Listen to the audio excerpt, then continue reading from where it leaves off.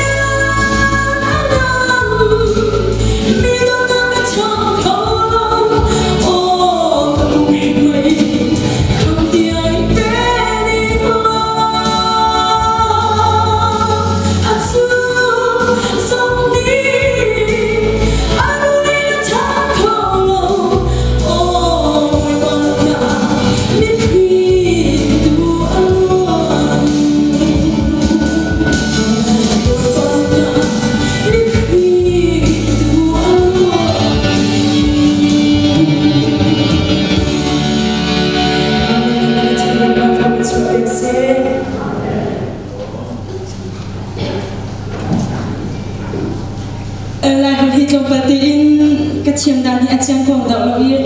anh ấy gieo tươi là cái chiêm bạc lô thì hạt cần sầu phun na cái hi cái nụ hi xia làm asi cái ba hi sangau khoi akhosa me cái gì atu chu cái ba azot fa rong le adam lâu lâu ít thành càng ye mi cái gì cái nạp hi cùng khát đen hi asi về chăng chân lại là hi cái sắc nạp hi asao tục lâu yên abia cái khe lâu nạp le cái bạc lâu nạp si zong ha boy pasupar nak si di kha angai se utur ka chiap bi ku ti kha kan so na boy pasupar nak din cha va cha ji so ne nga kau ti ka chiang ngai na si Hãy subscribe cho kênh Ghiền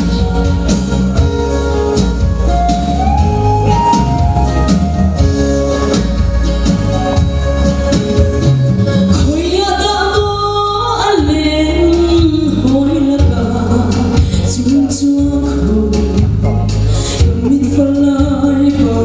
những video hấp dẫn.